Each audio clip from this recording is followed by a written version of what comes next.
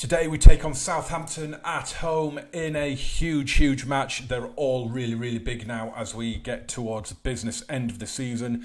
It's going to be a little bit like after the Lord Mayor's show for me, because the last match that we've just played off camera was an absolute barnstormer and we should have done it on camera.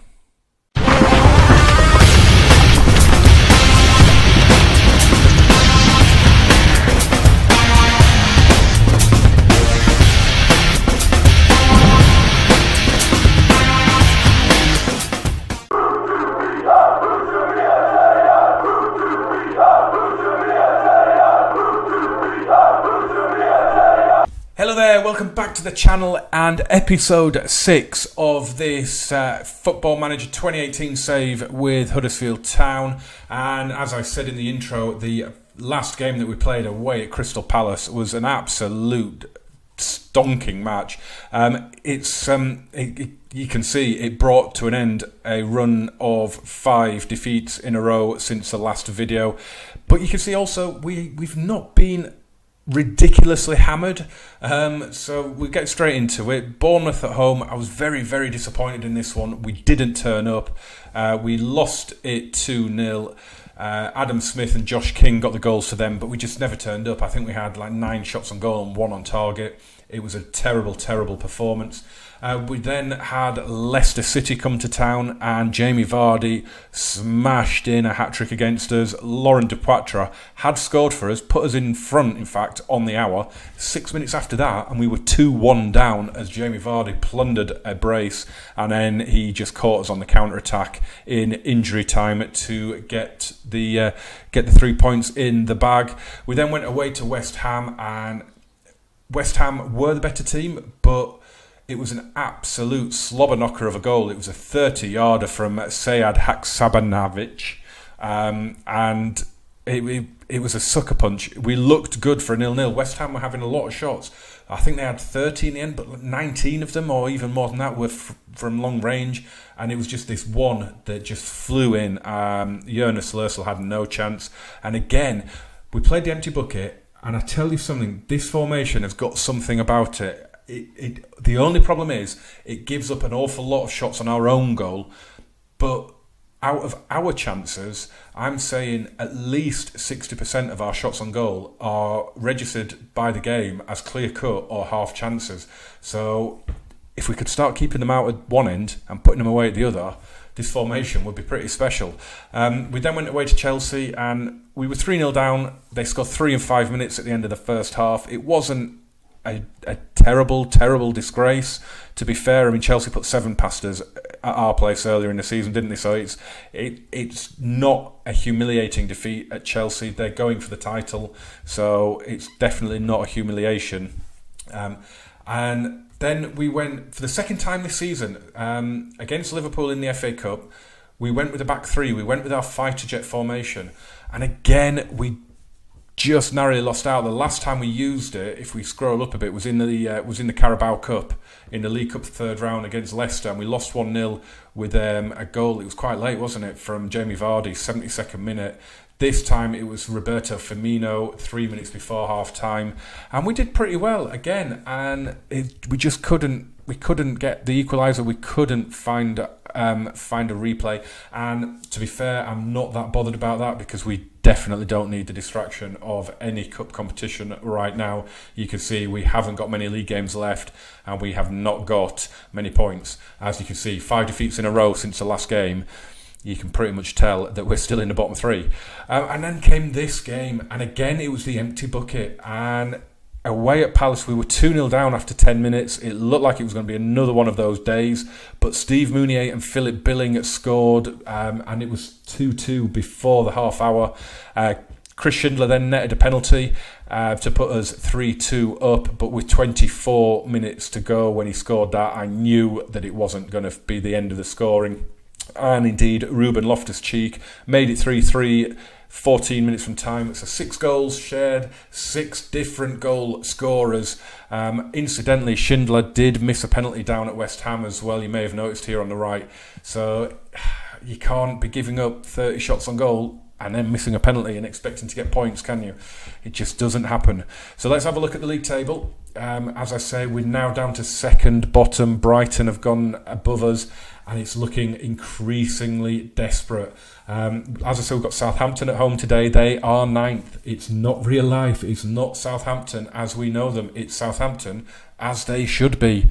So yeah, this is not going to be an easy one. And I've been deliberating over what tactic I'm going to play. And I think I've picked it, but I'm still not 100% sure. But we are massively down on the point per game ratio that I wanted. We're going to have to do something that we haven't done yet this season, and that is string 2 wins together, because we are doomed as things stand.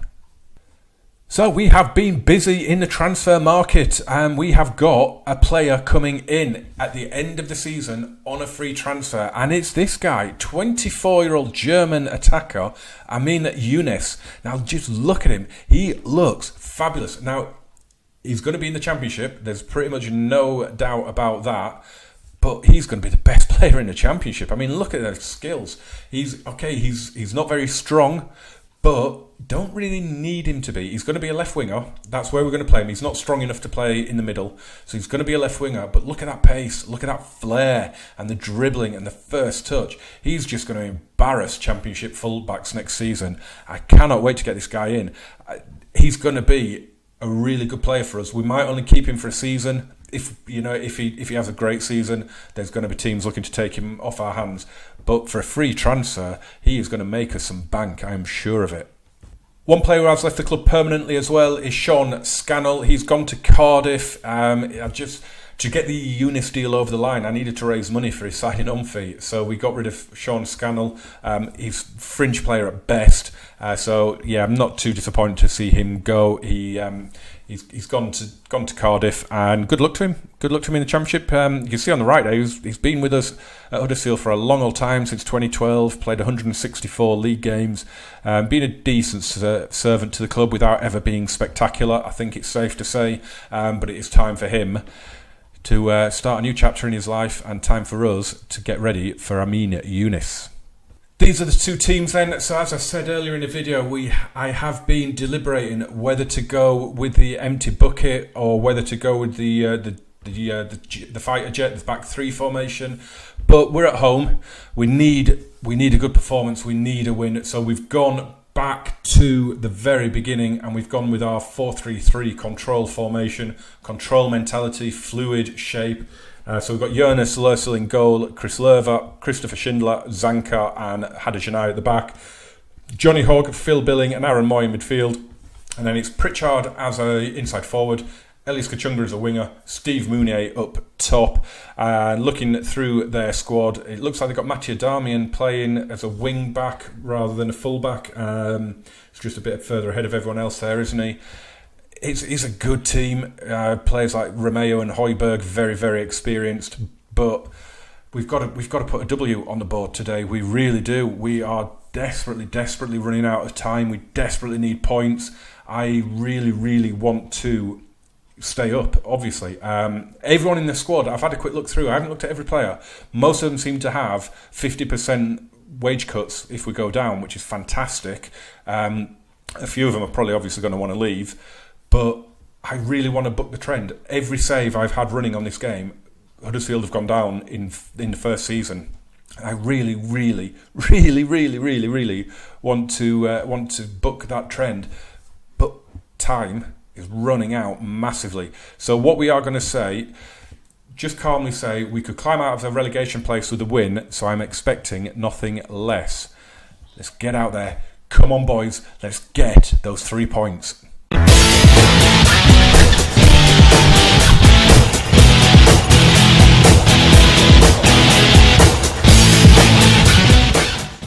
Players are coming out then with the match officials. Beautiful view of the pitch there. We get the game underway. It's Southampton who get the game underway. So we've also got Burnley at home to Manchester United, Everton at home to Crystal Palace, West Brom at home to Newcastle. So there's a couple of games going on around us. You'll notice now I have just above me, I have got the latest scores going. I kind of need to keep an eye on them now at this stage of the season. So let's see what we do today. Here's Aaron Moy. Early free kick.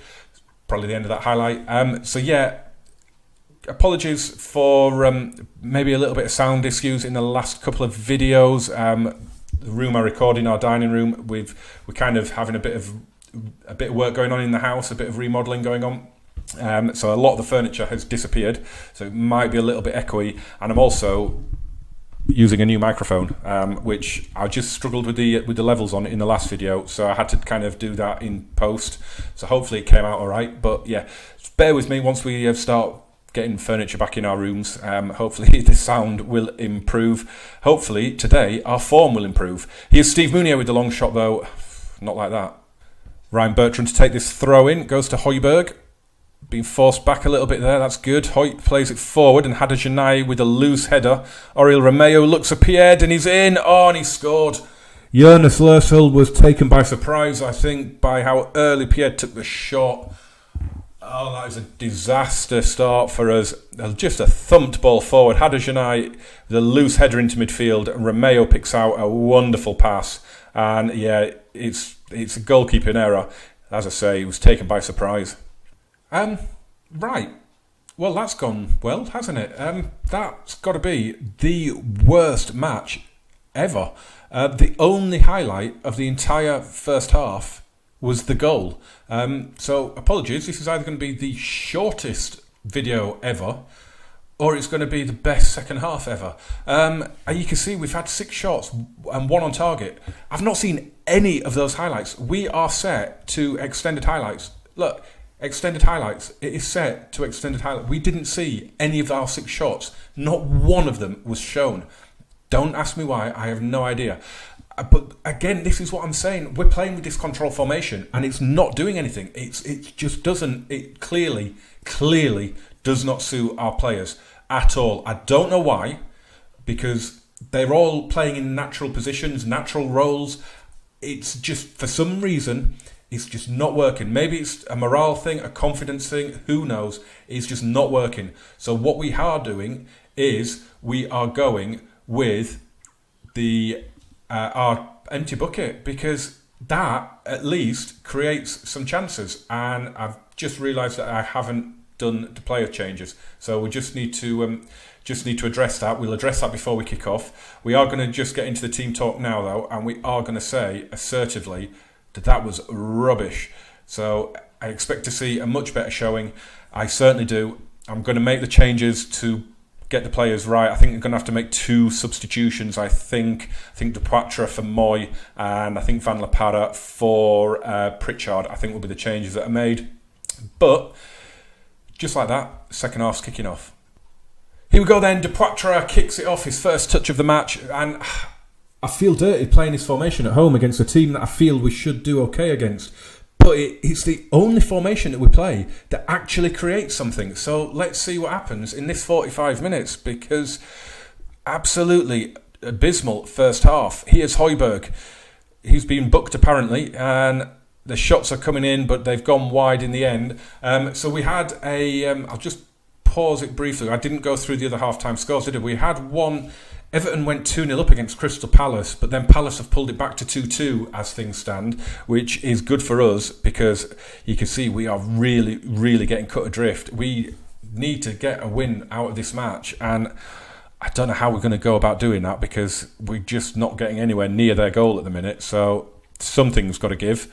So we've got a booking now with Huddersfield. Everton, I think, have probably scored again there, have they? Because they've just gone up above Burnley in the table. So I'm assuming either Burnley are losing or Everton have scored. In fact, it's Burnley that are losing. There we go. Crescito has scored.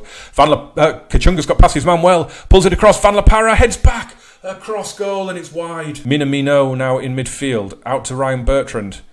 Davis to Minamino. What a weird name that is. Davis to Carrillo. Oh, I thought that was in. Jonas Lörsel is going to thump this goal kick downfield, looking for Dupoitre, who's lost out in the air. Doesn't lose many headers. Kachunga, oh God, we just can't string passes together here. And again, we're thumping the ball forward and it's just coming straight back at us. Here's Kachunga, and again, we lose the ball. Got it back, played forward now for Mounier. Van La Parra, 2 passes together there. Ooh, 3 passes. Ooh, 4. We're finding blue and white shirts all of a sudden. Kachunga in a bit of space. Whips it across. Van La Parra heads us level. And the empty bucket. What did I say? Yet again, the empty bucket comes up trumps. We've had 2 shots on goal in this second half. 1 on target, 1 off target. 1's a clear-cut chance. 1's a half chance. And that is more than we did in the whole of the first half. Van La Parra is on fire. Free kick for Southampton. Højbjerg out to Stephen Davis. We need to get another goal. We need to win this. We really do. Davis looking... Oh, Mounier's just managed to steal it. And here's Van La Parra now. Van La Parra lifts it forward, but Darmian is alive to it. It's that little advanced position he's taken up, isn't it? Just allowed him to get to that ball there, you feel. Dupoitre holds that up brilliantly. Van La Parra... I love Dupoitre in this game. Here's Mounier. Come on, Van La Parra's made the run now. Here he is. Pulls it across looking for Kachunga. Højbjerg lines up this free kick. Oh, I thought he was going to go for goal. He's gone to Guido Carrillo, who's been forced back by probably Chris Lerver. Højbjerg forward to Bertrand. Lamina.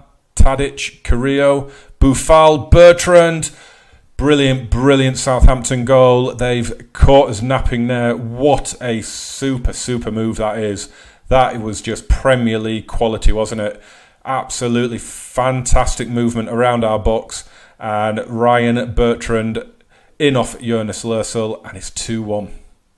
Lörsel thumps a goal kick downfield. Danny Williams has come on for Jonathan Hogg, who had been booked, so we took him off. Can do without going down to 10 men. Here's Tadic for Darmian. Get out there. Ball comes in. Schindler intercepts. Goes back to his keeper. Looking for Mounier now. Oh, great tackle by Romeu. We're set to close him down and tackle hard on him now, but he's still running the game for Southampton, you feel. But here's Lerver, picks up a loose ball. Dupoitre forward for Mounier. Van La Parra's into the box. Dupoitre's in there. Van La Parra's in there. Kachunga. Oh. Huddersfield will take this throw in deep in our own territory. He thumps it forward now to Dupoitre. So just looking at the stats again on the right, we've now had 4 shots in goal in this half, and they've all been clear-cut or half chances. It's ridiculous how this formation does that. It just, every shot and chance you get is a good one. Unfortunately, we're just not good enough to take them all the time, and we can't keep them out at the other end, which isn't great. And Højbjerg has headed just over there. So at the moment, West Brom are also winning. They're beating Newcastle, which means they are closing the gap on us now, which is not good. We could end up finishing 20th at the moment as things go. Here's Lamina. Can Southampton seal the points? Good ball down for Boufal. Across it goes. Zanka with a header. And Van La Parra. Can he launch a counter? Dupoitre now. Looking for Van La Parra again. Good movement. Van La Parra going. We've got players queuing up. Dupoitre's coming in. Oh, it clears the bar. Fraser Forster thumps it downfield looking for Pied. Oh, and how did Chris Lerver miss the interception? Williams has got it though, and here's Dupoitre. Holds it up. Oh, but Darmian tracks back and stops the pass reaching Van La Parra. Tadic out to Pied. 30 seconds to go. Is there going to be another goal here? Jonas Lörsel flies through the air. 1 for the cameras there, Jonas. Can we get a goal? We deserve the second half showing. We deserve a point, and we're not going to get it again. But again, we've not been hammered. And again, it's this formation. The final whistle has gone. And Crystal Palace, did I just see Crystal Palace won 4-2 in the end at Everton? Everton were 2-0 up in that game. I don't really know how to address the team, because the first half was awful and we told them that. But the second half, we were brilliant, really. I mean, it's the formation again. Maybe I'm just going to have to go with that formation all the way through. It's just we haven't won with that formation yet. We haven't won with the empty bucket, and it's wins that we need. And I just go with the empty bucket for the rest of the season? Let me know in the comments. Should I go attacking now and risk getting hammered 6, 7, 8 every week? Or do I go with the empty bucket and hope that we can sneak 4, 5, 6 points? But it's not going to be enough, is it? 6 points at the end of the day. I'm going to say I can't fault you just one of those days, because the improvement in the second half was fantastic and we deserved a point out of that. No change in our points or our position then after that match. We are still 19th, but West Brom's big win against Newcastle has brought them back to within 2 points of us. And you have to say, at this moment in time, it's only looking like it's going to be us that finish 20th out of 20. Everton's defeat at home to Palace is massive. Otherwise, if they'd have even got a point out of that, they would have been a long way clear of us, wouldn't they? I mean, 3 points now. It's effectively 4 with the goal difference. I mean, it's a tiny little gap, isn't it? It's 3 points. It's a win. Well, as I say, 4 because of the goal difference, but it just seems like a mountain at the minute. We've lost 6 out of our last 7. We haven't won since the last episode, which, I was hoping that doing it on camera would bring the look back. I'm still loving the save. I am still loving it. I'm still finding it really fascinating from a tactical point of view. But it is frustrating. No matter what you do, you're just losing every week. It is annoying. But you also have to remember that it is to be expected for Huddersfield Town in this Premier League. We are going to get beaten more often than not. We've got tough games coming up. We've got Newcastle at home, Man United away, Stoke away, Tottenham and Liverpool at home, and then trips to Burnley and Everton and West Brom at home as well. We've got, 13 games to go, and we need 20 points, I would say, to get safety. And can you see where they're coming from? Because I can't. But I'm thinking if I can get a couple of wins on the board, or a win and a draw, or something like that, then it will get the confidence going. But it's just getting those wins, isn't it? I mean, you can see it's one win in 10, 12 games now. It's not good. It isn't good. I'm just hoping it isn't going to put any potential contract renewals in jeopardy. I am, around about March time, going to go in and try and get a contract. At the end of the day, we're still living up to the objective, are we? We are still fighting bravely. We've actually only failed one objective so far, and that was the FA Cup one. And we just got drawn against Liverpool. The objective was reach the 4th round, but we got drawn against Liverpool.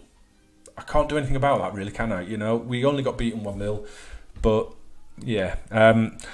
So, in terms of the next video, I'm thinking West Brom at home, because at the moment, that's a huge match. That really is a huge match.